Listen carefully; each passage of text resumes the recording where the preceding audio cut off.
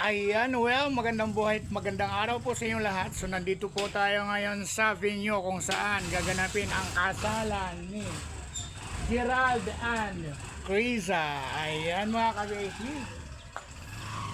Yan yung kanilang venue. Makikita nyo naman kung gaano ka prestigious ang kanilang pag-iisang dibdib. Ayan.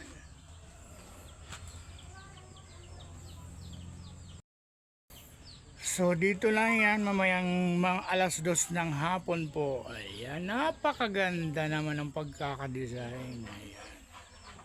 So abangan po natin mamaya.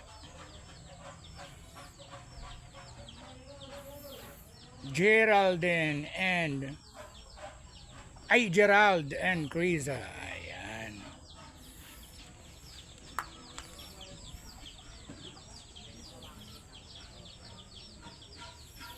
Ay isang malaking catering. Siyempre marami silang handa. It's happening on for today, Friday. Ayan. So ako pa lang po yung nag-iisang guest.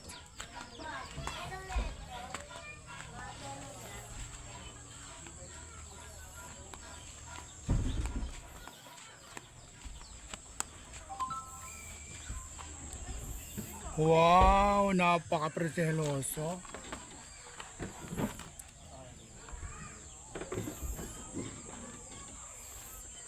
Yan. Panalo talaga sa Japan.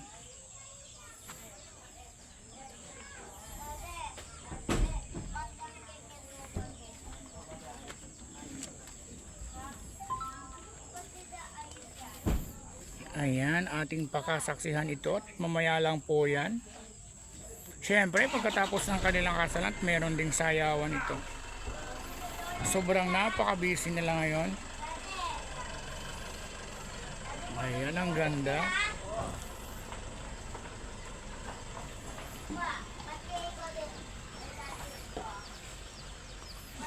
I wish ko lang ako naman itong ikakasal someday.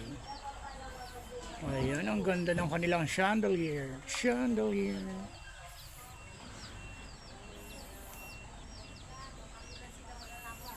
Kung sino man po yung magpapakasal dyan at magpapaayos ng kanilang venue, syempre, mag-PM lang po kayo sa akin.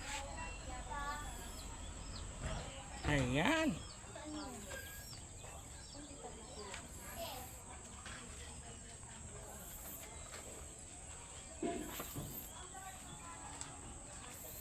Napakaganda.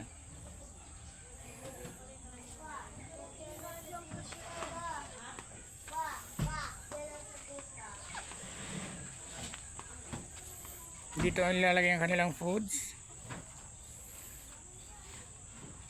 Siyempre dahil maaga pa mamaya pa yan.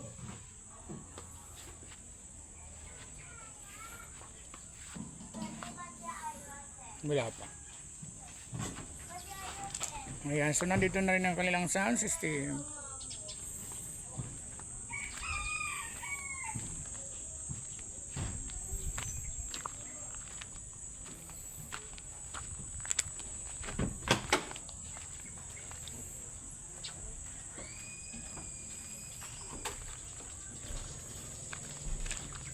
At ay hindi pala siyang ikakasal, sorry guys.